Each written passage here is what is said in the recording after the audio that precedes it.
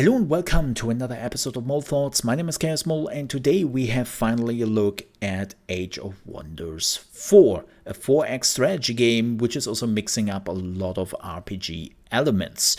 And before we go into the review, so to speak, let's make a few things clear. First things first, I do not do normal reviews. I'm not giving out arbitrary numbers nobody can agree on anyways, or I'm not even telling you that you have to buy this game or you do not buy this game. Well, besides of if there are some major technical difficulties, then that would be something else. But when it comes to gameplay, I'm just trying to explain the game to you and hopefully making some points on what I liked about the game, what I didn't like about the game, and then you can make your own decisions on do you want to play this game or not. Second, please, if you enjoyed this video, don't forget to like and to subscribe to the channel. We are doing reviews here for strategy games, so everything strategy related, like turn-based, real-time strategy, city management games, building games, and so on and so forth. This is all what we are focusing on the Mole Under Management channel. Also, there will be some more Age of Wonders videos down the road. Now, last but not least, and I know this is very important for people, I have not received a key for this game. I didn't receive a review key. I didn't receive early access. I just bought the game like everyone else. I know that some people don't care for that, but I know that some people do, so I wanted to put that out there. So, let's talk about Age of Wonders 4 finally. It is the year 2023, and unfortunately, we have to talk about the tech side of things, because the game has apparently some issues with performance, and it's also crashing for some people. I had one crash so far, and I know that a buddy of mine had another crash in a multiplayer session. In a single player session, I didn't have a single issue yet. Performance is great for me, and I don't really have those issues other people mentioned. But please make sure to know that maybe you have similar hardware configurations than the people who have issues. Maybe you might be affected, so you should definitely educate yourself there. With that said, there are some problems I had. One of the biggest issues I had was that the Steam version was basically not playable for me. Every time I closed down the game corrupted some files. I had to completely reinstall the game. No, repairing was not helping. And I had to go into my app data folder in Windows and delete some files there to make it happen. How did I fix that? Well, I refunded the Steam version, got the GOG version, and then things just worked out. I don't know why and how, it just worked, thankfully. What I can also say is that we have some problems in our multiplayer session. I'm playing with some friends right now, and the biggest issue we had there, besides of the crashes, is every single time we are going into a manual battle, everyone will get a desync. We have to click a button for resyncing. It takes about 10 seconds there, but they are restarting like the round and something like that. And then we can just continue to do that. It's not too annoying. It's something we got already used to, but it happens every single time. Also, we have sometimes rounds when we are ending them which take extremely long. Like normally you're clicking the button, it takes about like 20 seconds before the next round starts, and that's it. But now we have, like every few rounds, we have this one particular round which takes like minutes before we can do anything again. And it looks like the game has been just freezed, right?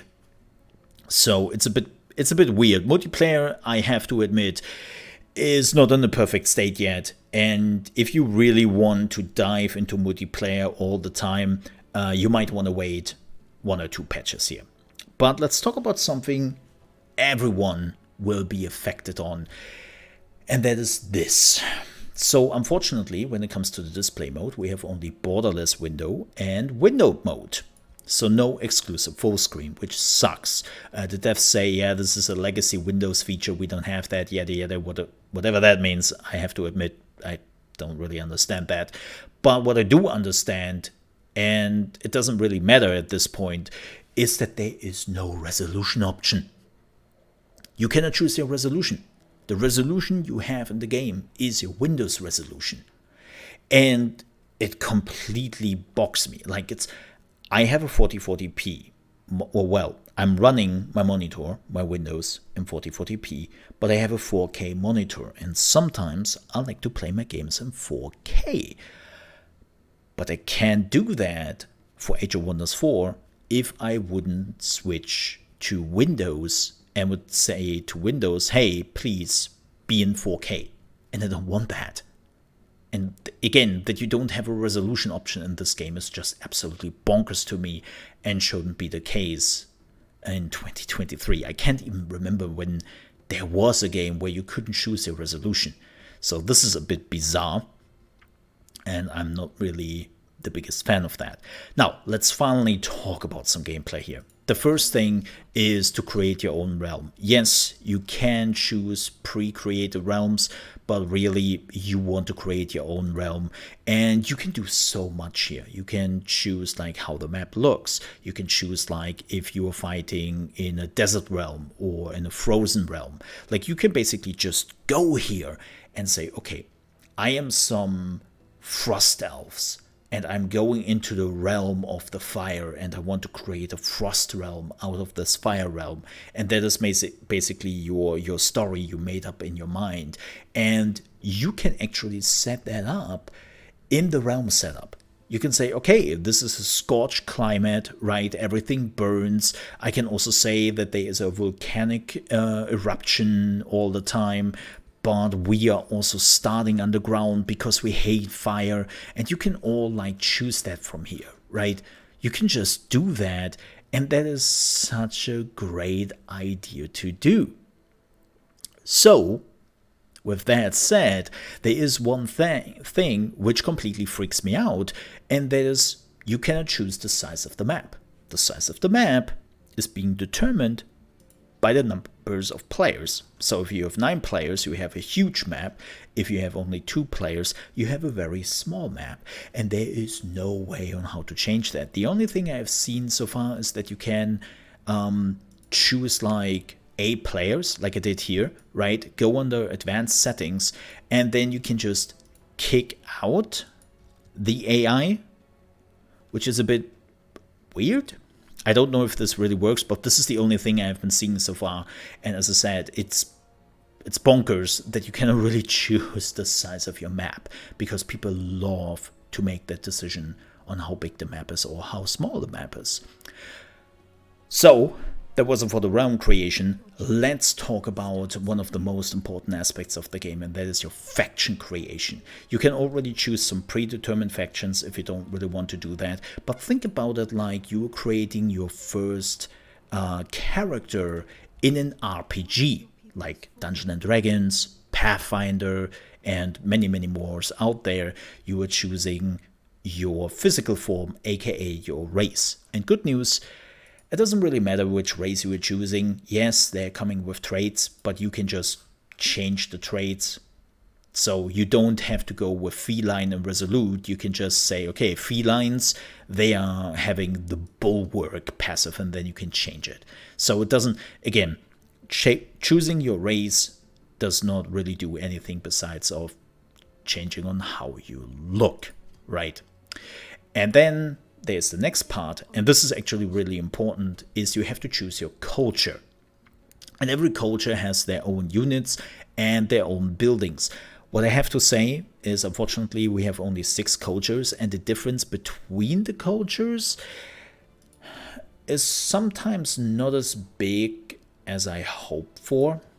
Like some cultures are just focusing more on casters, some other cultures are focusing more on melee fighters, some cultures are trying to have a healthy mix, or other cultures again are focusing more on cavalry.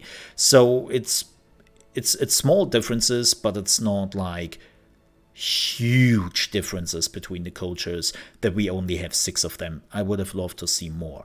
If you're wondering what are those symbols next to the cultures, those are affinities, and we will talk about them later. But the only thing you have to remember right now is think about the Magic the Gathering system with like fire, water, like red, blue, and all that. And they're doing a similar system here, and we will talk about that in game. And then, of course, you choose some traits, which can also determine in which direction you're going. Like, let's say you want to have a lot of casters, then you're going with the caster traits, right? So you're pushing your culture even more into a certain direction. And then, of course, comes the most important part in this game, and that is choosing your first tome of magic. Now, don't get confused. This is not just a book which teaches you spells. It also gives you the ability to summon special units. It will give you the ability to summon summons, or even to upgrade your units permanently, like with the lightning blade, so that your units have electricity on their weapons, and it looks pretty cool in game. And then later on you will also get buildings and some other stuff when we are getting to the other tomes. But what is pretty cool here is that the tome you're choosing with the spells and of course with the passives is only the first tome of many, and those are only the tier 1 tomes. They are also tier 2, tier 3 and tier 4 tomes later on in the game, and they will also make some drastic altering decisions on how your faction plays. So this is a pretty cool thing which starts here in the character creation menu, but this will follow you through the game for quite some time. And then, of course, you can also choose how you look like, right? There's also a very important thing for an RPG. You want to choose on how do you look? How does your race look? You can all do those changes, which is, again, pretty cool. Lots of options here. And I think my first race took me about an hour to create. So, yeah. Prepare yourselves for a lot of thinking, what makes sense for my first playthrough? If you enjoy that, you are in for a field day here. But now, let's jump into the game because, well, believe it or not, it's not just menus what the game has to offer. I know, absolutely crazy. It actually also has some gameplay. And I have a game prepared here. This is around mid-game, which we will take a look at, and then we will also take a look at some of the fights. Now, you are starting out with your city, and we will talk a little bit here about the 4X components. Like in every 4X game, your goal is to expand your empire, become stronger, and then try to do diplomacy with the other players, or, well, if diplomacy is not working out, like I have with this person here right now, we have a lot of grievances and we hate each other to our guts. Chances are pretty high that we will go into war very soon. And in fact, I'm actually working to that goal, and I have already fabricated some grievances so that I have major grievances against this character, that I'm not being looked at as a bloodthirsty warmonger, right? And this is the cool thing, or one of the cool things they are doing here. You always know why an AI is declaring war at you. There are no surprises here. That's one of the things which always annoyed me in Civilization, is this, hey, there is Cleopatra, and she just declared war on you. You have never met before, but she hates you. As this, huh? What? Why? What have I done?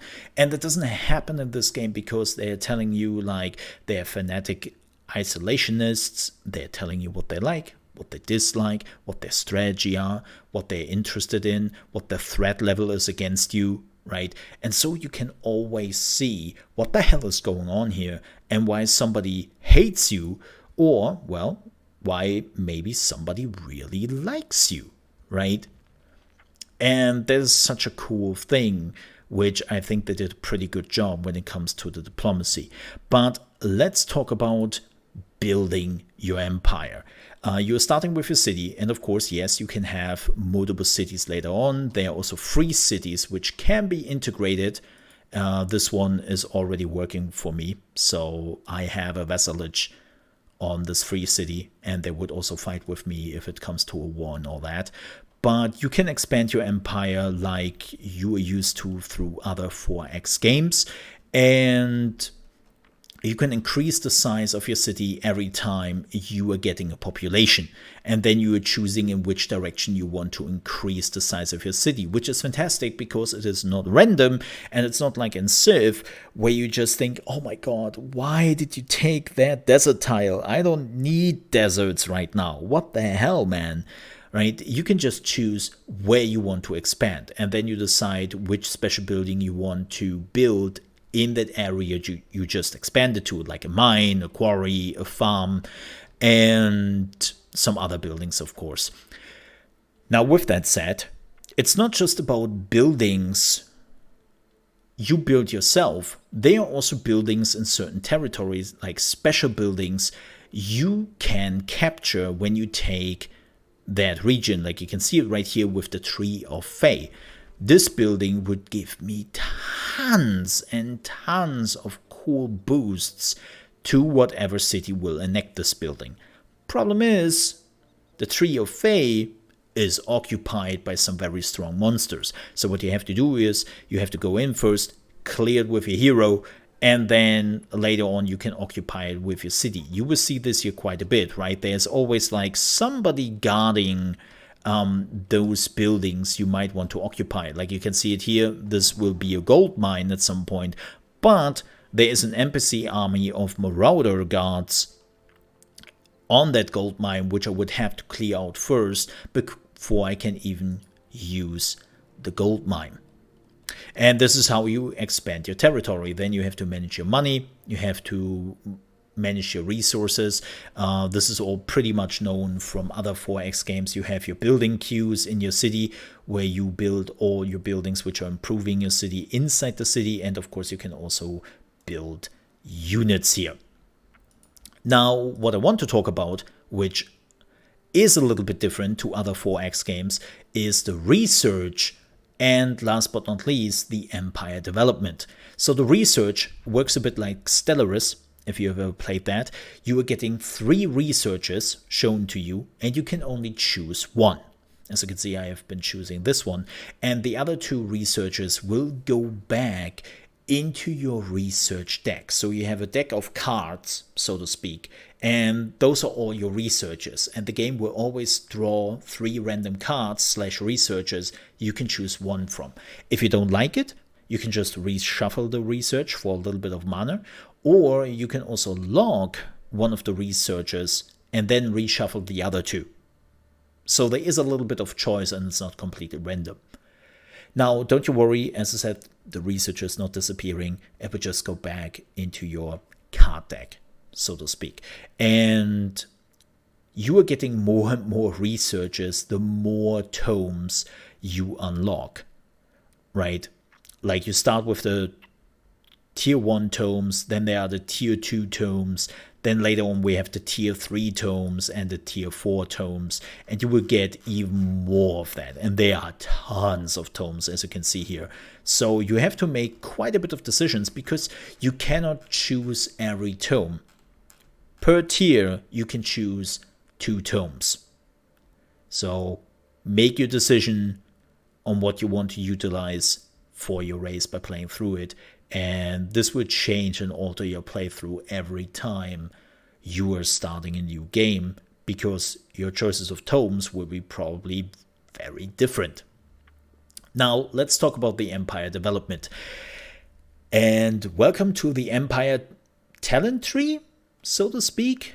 And this is where your affinity is really important. You are starting in the middle, right? You see like all those different affinities here. And as you can see, I'm pretty big into nature affinity. I'm getting 8 nature affinity per turn, and every talent on the nature affinity branch needs a certain amount of affinity. You can see this right here with this one, because I haven't reached this yet. I need 300 nature affinity in total, and I will reach that in 9 turns because I have 229 out of 300. So the more affinity points you have, the faster you can go down the branch and get the talents which will really make a difference. And that goes, of course, for all the branches. As you can see here, I have nothing in Shadow, I have nothing in Astral, and so I'm not really gaining those talents. Can you get all of them? I think you can, but it will not be very efficient because, as I said, later on you will need tons of affinity points to unlock something, and it would just take too long. So in theory, yes, practically no. But I love the idea that you not just think about what you want to research, you not just think about which tomes you want to have, you also think about, okay, what affinity do I want to have to really help my units? Like for me, it makes totally sense to go nature because I'm going like the healing nature poison route, but I'm also using a lot of units, so chaos is really helpful there to get like a lot of cheap units on the field and just overwhelm the enemy. And then of course you have the general tree, which you are just getting. But again, this will also alter your playthrough again. And that's more or less it, what there is to say about the 4X component. It's not overwhelming. It would take you a few hours to understand how everything works. But if you do, it's pretty easily understandable and everything makes sense. I didn't have found any outliers where I thought like, whoa, this is pretty crazy. What I don't like is how close you can build to each other, and it's not really a big deal.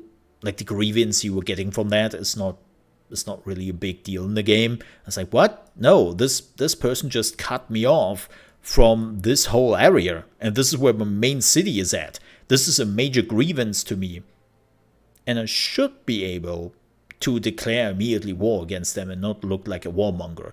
I cannot. But yeah, it's a bit... That's the only thing which I'm not a big fan of. That this should be a much more bigger grievance if you're doing this. But besides that, it's pretty cut and dry 4X components on the game. So let's talk about the RPG components, because this is where the game excels. You have your army and your character, your hero, running around, and yes, your hero can find items and specialization items and even a mount. I found a unicorn, yay. And yes, they can also level, and then they can specialize in talents, and they can get also some special hero skills every 5 levels. And yes, you can have multiple heroes and they can all specialize in something else. So upgrading your hero and also upgrading your units is pretty important. You can see this here with my warriors. They are now having those spores around them. They have the poisonous axe. They have also, I know this is a little bit hard to see here, but they also have more fur. You see the brownish fur? That's because they have the animal kinship buff. So you can see the upgrades you are putting on your units. And so that means that even the weak units, who can also gain levels, by the way, become stronger and stronger the longer you keep them around, and they can be useful. They're not just, oh, I got a tier 2 unit, better kick out all the tier 1 units. Doesn't have to be necessarily the best course of action. And then, as I said, you are running around the map, right? And you are trying to take over all those little spots you can later utilize with your cities. Or, of course, if you are fighting wars, you can also like siege a city and slowly take it over, or fight against enemy armies. And I would say we are now doing this fight with everything in the game. It's pretty cool that you can just say you want an auto combat or manual combat. I recommend to go auto combat anyways, because even if the auto combat is going into your favor, you can just say, nah, I don't like this. Let's do a retry. And then you are automatically going into manual combat, and you can just control your own units. So even if the auto combat is not going into your favor, I think it's the right thing to do. And in the combat, it's all turn-based. And I have to say, not much has really changed. I would even say they took a step back from the previous Age of Wonders games, because in Age of Wonders Planetfall, they have the cool idea that you can utilize the surroundings much more to your advantage and use them against enemies.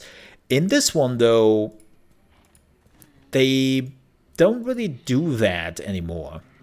Like, there is not really anything you can utilize into your favor or can be used against it when it comes to utilizing the surroundings. Yes, there are some hazards sometimes on the battlefield, totally, but most of the time it's really just armies are clashing against each other. You are giving each other a lot of buffs and debuffs, and then you are also putting in some spells for good merit. But I will be honest, I would have loved to see a bit more variety when it comes to the battles. I think Planetfall had some pretty cool ideas, and they did go back to the more, how to put it, the clinical sanitized fights of Age of Wonders 3. Now, are the fights boring? Are they not interesting? Do you not have to make technical decisions? Oh no, absolutely not. There are tons of technical decisions you have to make, and you shouldn't like just think, oh yeah, you know what, let's just clash those armies together and I would not have to make any decisions whatsoever, right? That is a very bad idea if you were doing that. So there's a lot of tactical decisions, a lot of spells, but it really comes down to who has a lot of buffs, who has a lot of debuffs, and then you are throwing in some spells for good merit. So it's pretty surface level, but it's pretty to watch and it's fun and I don't really mind too much. And it is a big part of the Age of Wonders experience. If you are not a fan of turn-based fights, you will not like this game much. Like seriously, you want those turn-based fights, right? You definitely want them. You want to enjoy them. And again, if you are not really like a fan of those, then you will sometimes find it difficult to find a lot of enjoyment in this game. But if you can ignore all the technical aspects I mentioned before, I think that Age of Wonders is a fantastic 4X game with some Heroes of Might and Magic sprinkled into it. And yes, there will be DLCs for this games. There will be tons of improvements coming down the line. And I think this game will definitely benefit from them. I have to say, the game is already a joy to play. So many decisions you can make, so many cool like animation when it comes to like upgrading your units, using your specials, and it looks really, really pretty and it's really fun to play. And I haven't found any big issue where I thought to myself, you know what? This is bullshit. This is absolute bullshit and this is not how it should work. I didn't have that moment. And well, given the state of video games sometimes, I think that's a pretty cool prospect to say the least. And if you like 4X games and you want to see those type of 4X games to go a different route, this game is definitely perfect for you and you should check it out. As I said, if you are not into turn-based combat, you will have a hard time with the game, because this game lives from the whole idea of you combine 4X with turn-based. But I definitely enjoy it. I had a lot of fun with it, some of the technical issues aside, and as somebody who loves Civilization, but also loves Heroes of Might and Magic, and I enjoyed the previous Age of Wonders games, this is a fantastic addition to the Age of Wonders universe. And I'm actually curious to see where they're going with this. Because, again, there will be improvements in the future, and the game will benefit for it. With that said, thanks so much for watching. Please don't forget to like and to subscribe to the channel. And sorry that it became this bloated again. And yeah, I will see you for the next review, whatever that will be. And make sure to check out the other videos here on the channel. And again, thank you so much for watching. Stay safe and see you next time. Bye bye.